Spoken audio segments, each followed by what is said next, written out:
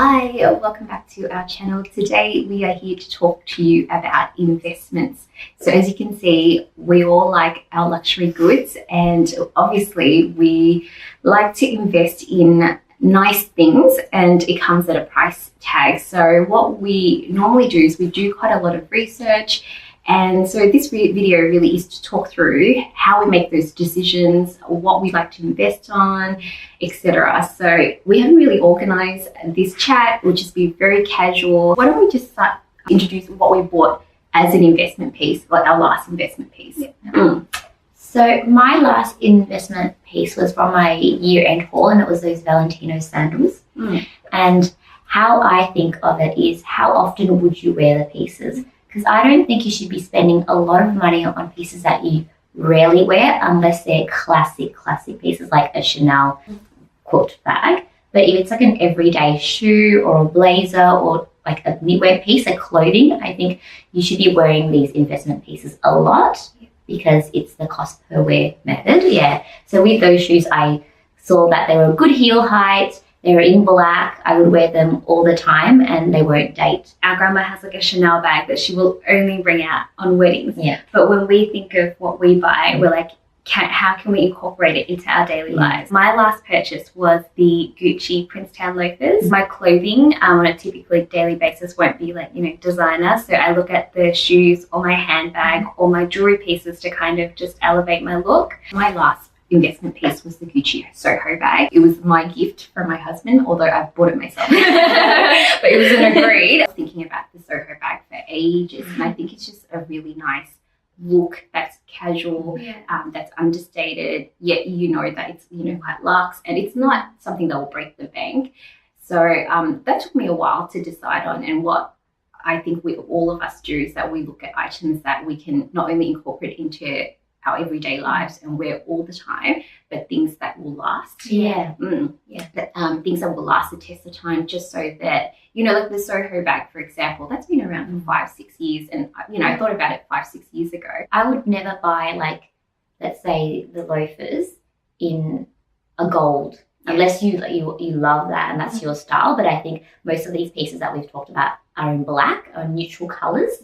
I think are something that I think a really good investment buys because they don't date. I have a red Celine trio that I love, but I don't necessarily wear a lot, and I think thinking back now, I should have bought it in black because then I would have worn it all the time, just knowing my style too. I think you have to think, will you still love it in 3 years' time? Will it still be in 3 years' time? What do you guys think about buying things on sale, like designer things on sale that you necessarily didn't have on your list? A lot of the investment pieces that I like don't go on sale though. It's very rare. However, those Valentinos were on sale though. So I don't know if they were on your list per se. But they weren't on my list though. But I think if it is a really good bargain and you'll wear it all the time, then do it. But I won't buy a dress that's on sale that I've never had on my list because I could just go buy a Zara dress for a fraction of the price. I don't see that as an investment, and I don't think it being 30-40% off is enticing. But I think bags and shoes are different though when they're on sale. I don't know. I haven't really bought any. That's on my list to think about, and for a rule to apply to myself is not to buy things on sale just because they are on sale. But I'm trying to work that on my head, how that works. For me, I've never purchased a designer thing on sale, but for me, if I want something, I'll look at where it's cheapest. So for example, Net-a-Porter matches at the actual store overseas if I'm traveling, if I can take tax off for traveling. So that's the way that I do it rather than the actual sale is how I look at it.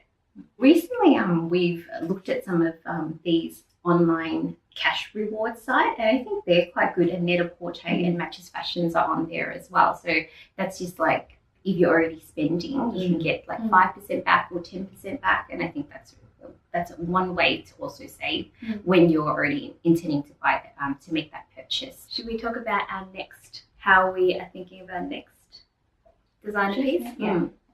Well, I've been thinking, and right now I don't have anything on my list because after doing this whole decluttering project, I've really looked at what I have, and I actually don't need anything right now. But you have you actually have a really solid, like you have I really think solid I've built a collection. really good solid collection of investment pieces too. Like I've got the really nice shoes, I've got my classic handbags. So right now I don't need anything. Misa and Tisa's wardrobe are like my dream. Like I'm like working out to get to their level.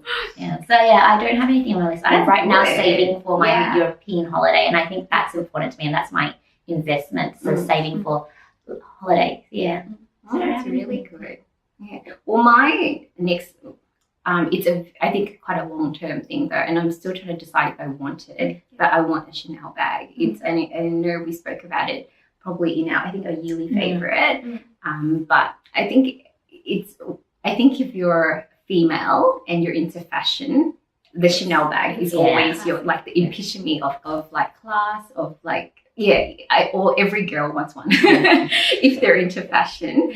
So it's just at such a high price point that I can't justify it. And Misa and I, obviously, we grew up through sharing, so I feel like I can borrow it. But it's one of those things that you want, and I think, like once I have kids, like once I have a daughter, it'll be a really nice thing to pass down. I've got friends who are using their mum's bags, so Louis Vuitton, Chanel, and I think it's just so lovely to be able to hand down something. I mean, obviously, probably jewelry is a bit better, but because you use your mum's things, and it's quite nice. It's something not that you don't grab every day, but if you do need it, it's nice to kind of go, Mum, can I borrow? I do a lot. Maybe you can hand yours down to me. So mine is, it was a Chanel bag. I was actually pretty intent on getting it because I was put on the wait list. I want the small classic flat with the caviar and gold hardware. Like I knew exactly what I wanted. Is it? Well, I was put on the waiting list. I was on the waiting list for 2 months. They actually texted me about a week ago to say that they had it in stock and they were keeping it on reserve for 1 hour. 1 hour early. No, they do that, Yes, but in the last 3 weeks, my sister and I decided that we want to take a big Europe trip mid-year. So then that kind of put a spanner in the works, and I think that you have to kind of decide which one you would rather. So I'm like, the Chanel bag can wait. I can save up and get that later because it's always going to be there. So that's why that's on hold. But so after that, so I'm turning 25 in December, and I'm thinking I want to save up for a Cartier love bracelet. I think that's a good. That's really just the same. That's nice to have on your wish list too. Like I think it's always nice to have things on your wish list to kind of work towards. I think with investment pieces, a lot of thought and consideration needs to be put into it, or else you do just end up wasting your money and spending on things that you don't love. I really like how you're choosing experience between having the physical Chanel bag, because yes, it's going to go up in price, but you can get it anytime. Whereas I know my Europe trip was probably one of the best is the best trip of my life. Just don't tell my husband that because he wasn't there. But it was just, it was so beautiful. I think that even like just when I was saving for the Chanel bag, because I had that sum of money saved up, I was so tempted because I didn't know when they were going to call me. I was so tempted. There's so many different bags that I want. Like I want the Fendi bucket bag. I wanted the Goya. There's so many things on my wish list, but you have to really restrain yourself and like just think back to, okay, what are the classic pieces? Like, why do I want it? How long I can wear it? So we hope you liked this video, guys. We enjoyed sharing our thoughts on what we consider when we are making investment purchases. If you did like this video, please hit the like button, subscribe to our channel. We love sharing this kind of content with you, and leave us a comment below. We love reading your comments also. We would love to know your tips if you have any tips for us, because I'm sure you guys would love buying designer things as much as we do. So and let us know what you have on your list. It's so interesting to see what people are saving for. Because I get a lot of ideas from other people. Okay, we'll see you again next time, guys. Thanks for watching.